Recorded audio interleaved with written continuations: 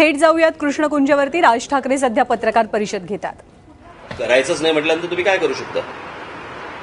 हे म्हणजे त्या मी तुम्हाला आठवत आहे मी एक साधारणपणे काँग्रेसचं सरकार असताना बोललो होतो की हे शिवाजी महाराजांचं स्मारकाचं बरोबर आहे की हे होऊ शकत नाही. आणि त्यावेळेला मी सांगितलं होतं याला 5 ते 7 हजार किंवा 8 हजार कोटी रुपये लागतील किंवा किंवा 10 हजार कोटी रुपये लागतील. तेव्हा आठवतं मी बोललो होतो. आज काय चालू आहे? रोजच्या रोज चालू आहे त्यांचं.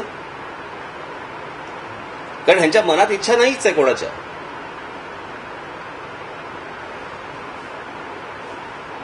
महाराजांचं स्मारक करायचं म्हणून ते तुमच्या काय जाहीरनाम्यामध्ये टाकायचं, शेतकऱ्यांना आम्ही कर्जमाफी करू म्हणून तुम्ही टाकायचं, वाटेल त्या घोषणा केल्यात आणि आता पूर्ण करता येत नाहीयेत.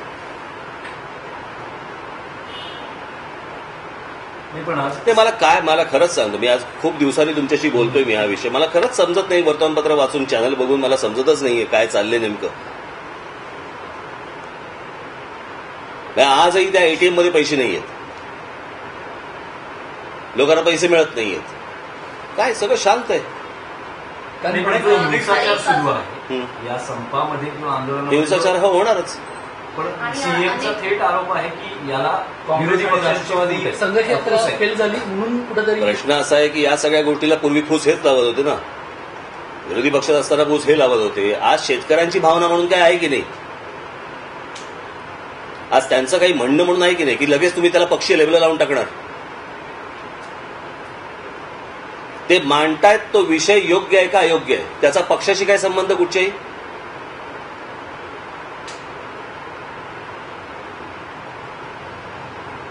कोणी का पक्ष असे ना.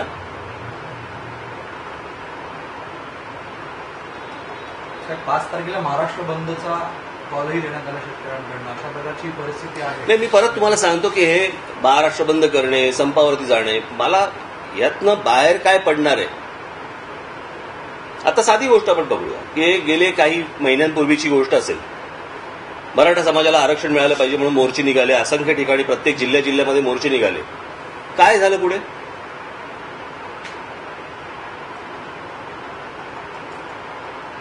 आपल्याकडे प्रश्न उभे राहतात, त्याची उत्तरं सापडत नाहीत आणि नंतर सगळं विरघळून जातं. मला राग त्या गोष्टींचा येतो की ह्या सगळ्या गोष्टी नंतर लक्षातच कोणी ठेवत नाही. मग आता साधी गोष्ट घ्या ना, आता वर्तमान आज चॅनलवरती काय दाखवलं जाते? आज काय सीमेवरती धुमासान सगळं चालू आहे हेच दाखवलं जातंय ना, हो की नाही? बरोबर ना. आणि 4 तारखेला भारत पाकिस्तान मॅच बघायची. एक तर तुम्ही खोटं दाखवताय चॅनलवरती, वर्तमानपत्रात खोटं येतंय, खरं तर असं काही घडतच नाहीये, किंवा आमची मनं मेलीत.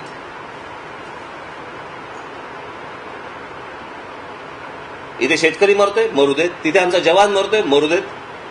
आम्ही भारत पाकिस्तान मॅच बघायला मोकळे.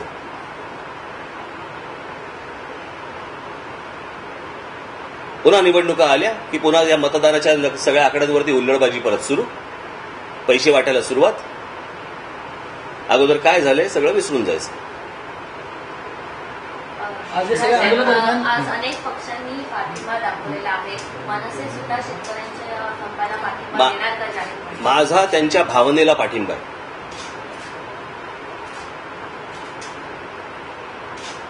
प्रश्न असा आहे की ह्या संपांना पाठिंबा किंवा असल्या गोष्टींना पाठिंबा आहेच, मी त्यांच्या बरोबरच आहे, त्याचा काही प्रश्नच येत नाही. पण ह्यातनं बाहेर काय पडणार आहे याचं उत्तर काय? ज्या प्रकारच्या गोष्टी शेतकरी बांधवांना हव्या आहेत त्या मिळणार आहेत का? त्यांना त्या प्रकारची गोडाऊन्स मिळणार आहेत का? त्या प्रकारचे त्यांना ते एअर कंडिशन काय तुमचे वेअर हाऊसेस हे त्यांना मिळणार आहेत का? त्यांना हमी भाव मिळणार आहे का? आणि जर मिळणार नसेल तर तो मला असं वाटतं तो जो राग आहे कुठच्याही गोष्टींचा, हा राग काय 2-4 दिवसात विसता कामा नये. नवीन कुठचाही प्रश्न निर्माण होणार, मग नवीन काहीतरी तुमच्या बातम्या सुरू होणार, मग नवीन काहीतरी प्रतिक्रिया येणार. महाराष्ट्रातल्या अनेक प्रश्नांमध्ये मनसेने ठोस भूमिका घेतलेली आहे. मग ते टोल नाक्याचं आंदोलन असो किंवा मराठी पाट्यांचं, पण यावेळेला अशी काही खास भूमिका तुम्ही शेतकऱ्यांसाठी घेणार का? आता काय सांगितलं म्हणजे काही खास हा मनसे हा स्टाईलने प्रश्न काही काही आंदोलनाला नाही पाठिंबा काही दिला? नाही. माझा त्यांना पाठिंबा आहे या सगळ्या गोष्टींसाठी. ते जर कायम हा राग राहिला तर अर्थ आहे त्याला. मग पुन्हा जरा पाऊस सुरू झाला की परत सगळ्या गोष्टी त्या पावसात मध्ये विरघळून जाणार असतील, यातनं नाही साहेब, पडत आंदोलनात सरकार. बरेच वेळा फाटे फोडल्या किंवा सरकार सुद्धा ते शमवण्याचा प्रयत्न करत असं एक चर्चा असते.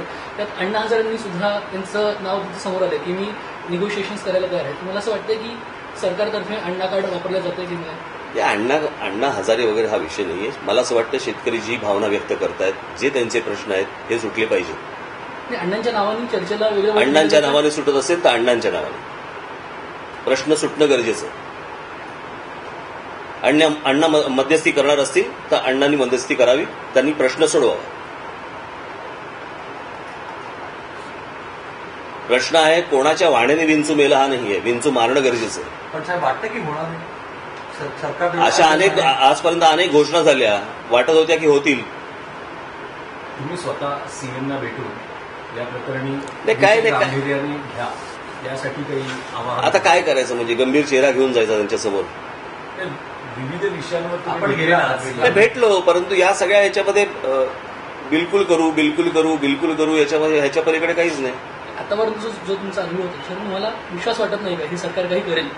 ते जे तुम्ही भेटलात नाही, इतक्या घोषणा करून ठेवल्यात निवडणुकीच्या आधी, इतक्या घोषणा करून ठेवलेल्या आहेत निवडून आल्यानंतर, सत्तेत आल्यानंतर इतक्या घोषणा करून ठेवलेल्या आहेत. कशा पूर्ण होणार आहेत? कुठे पैसे यांच्याकडे?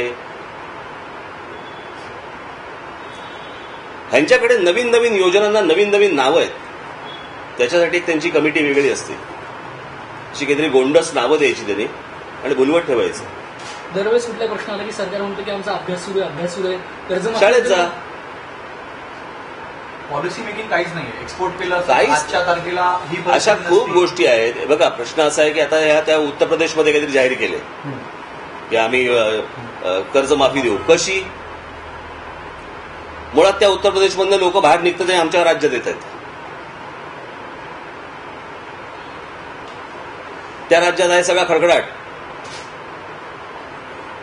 ते कोण? त्यांचे मुख्यमंत्र्यांचं नाव काय? योगी आदित्यनाथ. आदित्यनाथ. ते त्यांना वाटेल लवकरात लवकर आम्ही ते स्वतः नरेंद्र मोदी होतील, त्याच्यामुळे ते वाटेल त्या घोषणा देत सुटले. साहेब, सरकारमध्ये शिवसेना देखील आहे. तर त्यांच्याकडनं मला काय वाटत नाही. मला ते वाटत नाही. मला ते कुठे आहे तेच कळत नाहीये. नाही, दबाव आणण्याचा प्रयत्न आता सुरू आहे. नाही, दबाव बिबाव नाही. ते आपल्या अंडी उभवण्यामध्ये आपापली त्यांची जी काही दिलेली आहेत, त्यांना खाती दिलेली आहेत, तिथे इथे रोज सकाळी वाकून बघतात खाली, नवीन अंड पडलं का घरी घेऊन जातात. याच्या पलीकडे त्यांना काही इंटरेस्ट दिसत नाही. फक्त काहीतरी तुमच्यासाठी तुम्ही ज्यावेळेला जाता त्यावेळेला फक्त काहीतरी बातम्या द्यायच्या. नाही, मला खरंच सांगतो ना, मला ह्या सगळ्या रोजच्या त्या बातम्या बघूनच वीट आला मला. त्या लोकांमध्ये कुठच्या प्रकारची चीड आहे, ना राग आहे, ना काही आहे. मला ते आता रोजची तुमची जे फुटेजेस येतात ना, त्या काश्मीरमध्ये जे काय चालू आहे ते, त्याच्यानंतर 4 तारखेचे मॅच पण आपली लोक बघणार आणि त्याच्यावरती आता तुमच्या चॅनल हा विषय आहे की तुमचं काय मत आहे की भारत पाकिस्तान मॅच होते 4 जून? नाही, बघा ना, आनंदाने बघा. मला असं वाटतं तिकडे एक स्टँड पण ठेवावा. जे आपले शहीद जवान जे झाले ना, त्यांच्या कुटुंबियांसाठी पण एक स्टँड ठेवा. ते पण बघतील काय नालायक देशामध्ये आपण जन्माला आलो.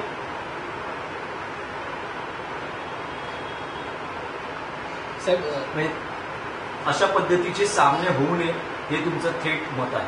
अशा पद्धतीचे सामने म्हणजे आपण दोन देशांमध्ये जे ह्या 2 देशात काय चाललंय? मागच्या वेळेला मी हा विषय सांगितला होता ना की त्यांचे कलाकार इकडे. मला साधी गोष्ट सांगा, त्या जवानाला जो सरहद्दीवरती आज आपल्यासाठी म्हणून तिथे उभा आहे, कोणत्या क्षणी त्याचा प्राण जाईल माहिती नाहीये, त्याला आतून काय वाटत असेल की आम्ही इथे गोळ्या झाडतोय, गोळ्या झेलतोय, रोजच्या रोज हे सगळ्या गोष्टी चालल्या आहेत, आपल्या जवानांची इथे शिर कापली जात आहेत, कोणतरी सुसाईड बॉम्बर घुसतोय आणि आमचे सैनिक उडवतोय.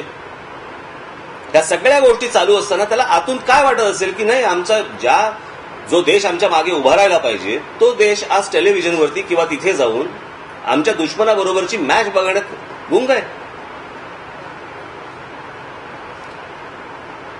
विषय खेळाचा नाहीये, विषय कोणाबरोबर खेळण्याचा आहे.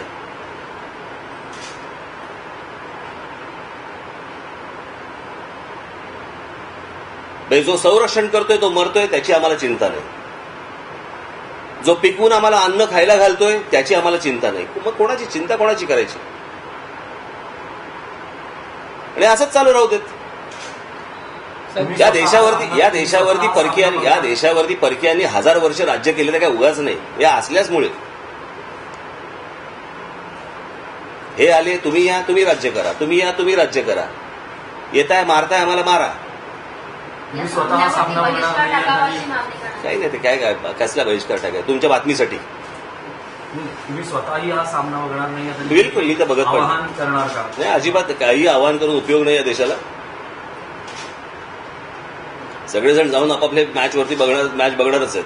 पण बीसीसीआय आणि सरकारचं म्हणणं आहे की हे आयसीसी टुर्नामेंट असल्यामुळे आंतरराष्ट्रीय ते स्तरावर बॅकआउट करू शकत अहो, एक मिनिट, पाकिस्तानला एकदा त्या श्रीलंकेवरती हल्ला झाला, त्याच्यानंतर तुमच्या टीमने सांगितलं ना की आम्ही जाऊन खेळणार नाही म्हणून तिकडे.